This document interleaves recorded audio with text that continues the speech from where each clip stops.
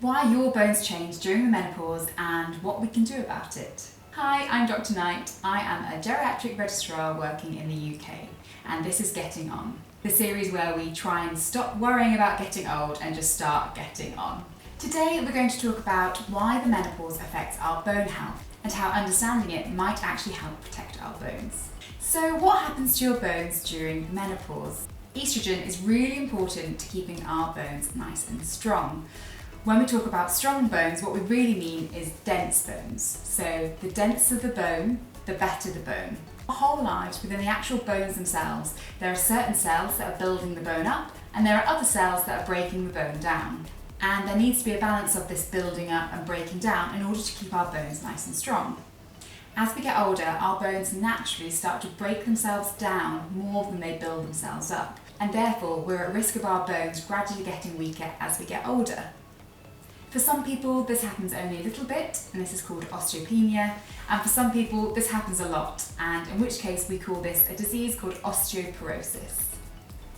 Now, estrogen is a hormone, and it's really important to this whole bone turnover process. It helps slow down the cells that break down the bone, and it supports the cells that build the bone up.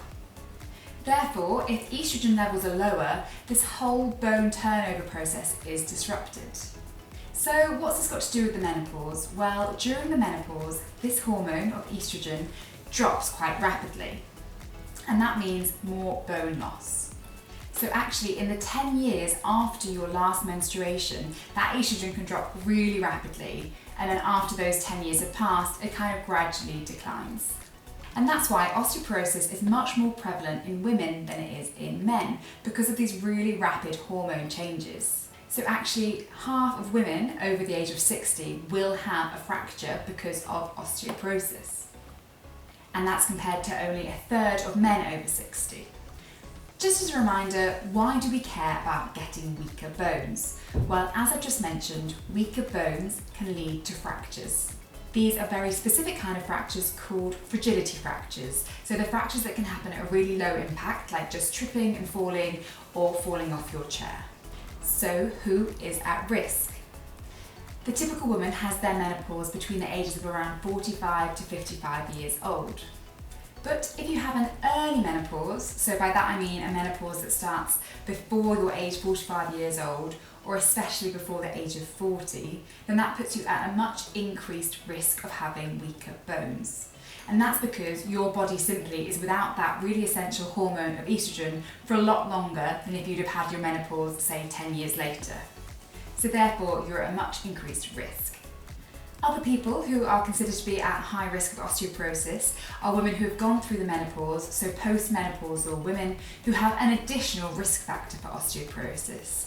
And by additional risk factor, I mean things like if you smoke, if you have heavy alcohol intake, if you have a low BMI, if you've had a previous fragility fracture, so a previous fracture from a low impact trauma, if either of your parents had a hip fracture, if you've taken long courses of steroids. There are lots of other risk factors which I've actually addressed in another video, but essentially that category of people are at higher risk too. So if you think you're in that category of women, so a postmenopausal woman with one of those extra risk factors, then that's the time you might want to consider getting your bone health assessed by a healthcare professional. And they can decide whether you need to have ongoing tests to decide how good your bones are. To summarise, all women and men are likely to get weaker bones as we get older. Women are at a higher risk because of that rapid decline in estrogen, and estrogen is really important for bone turnover, like we talked about earlier. Women who have an early menopause are at an even higher risk because they have a longer period of their life without that all-important estrogen.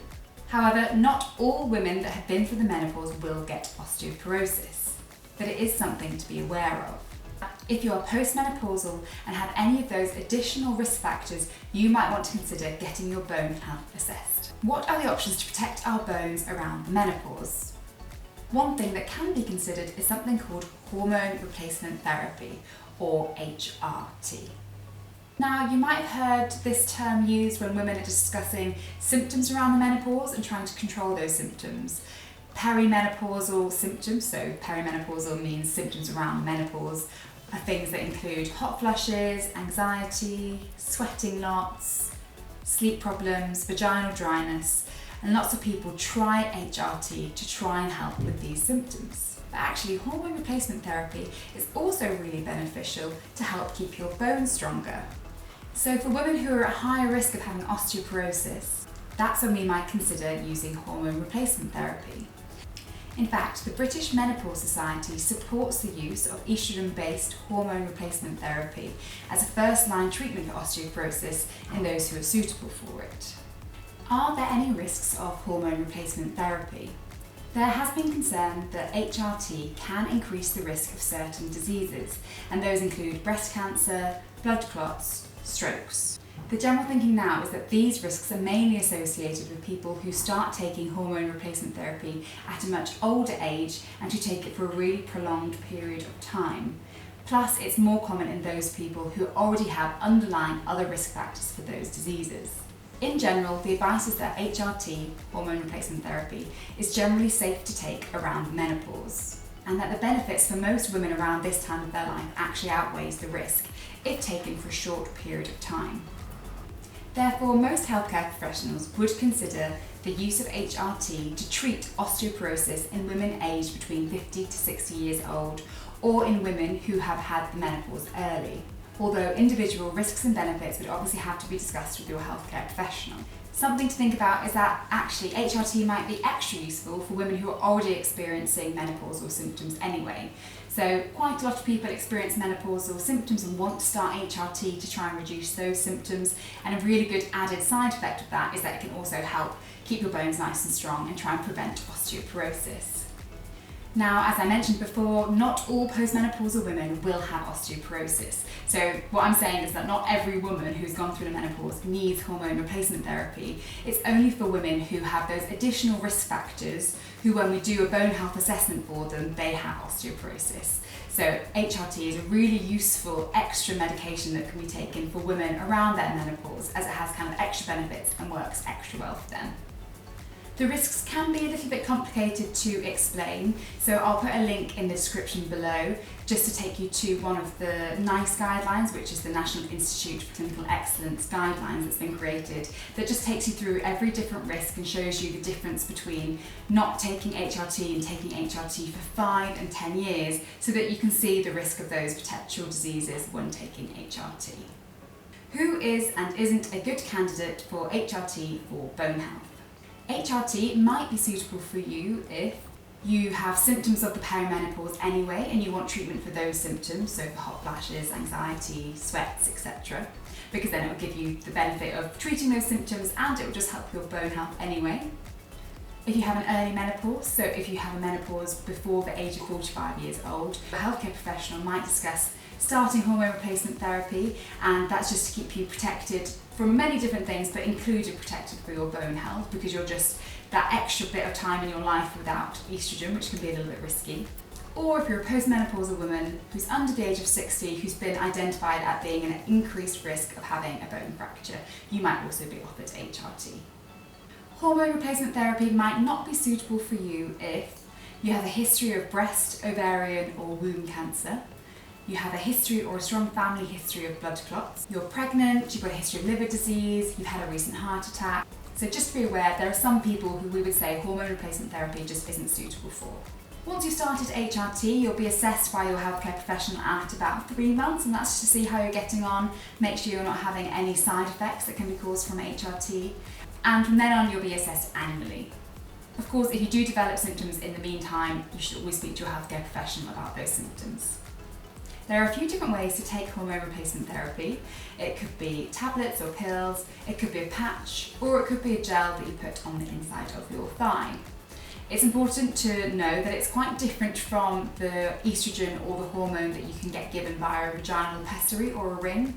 That just provides local hormone. It doesn't actually get into your system and get into your bones. So just bear that in mind if you think you're already on treatments. The hormone replacement can be either estrogen on its own or estrogen combined with progesterone, sometimes also testosterone. So if you haven't had an operation to remove your uterus, then you will need to have combined, so estrogen and progesterone.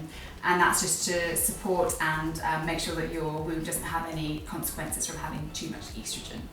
If you haven't got a womb, you'll just have estrogen on its own. It's important to remember that the menopause isn't the only risk factor for your bone health.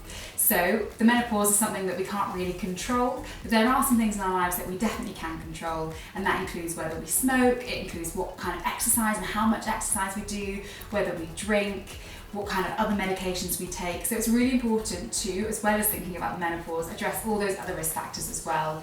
Like I said, I've done lots of other videos about other ways that you can support your bone health, so I'd recommend that you kind of watch those videos on YouTube or refer to the other short videos that I've done. And also remember, if HRT isn't appropriate for you, because it's not appropriate by all means for everyone, there are lots of other medications that can help keep your bones nice and strong. In summary, the menopause can lead to weaker, less dense and less strong bones, and that's because of the decreasing levels of estrogen in your body. Now, we can do things to protect our bones, including lifestyle choices and change, and also medical treatment where appropriate. But one thing that might be helpful for a certain category of women around the menopause might be hormone replacement therapy, particularly if you've had an early menopause or if you have additional risk factors and have been identified as having a high risk of having a bone fracture around your menopause. And in that case, HRT might be useful for you.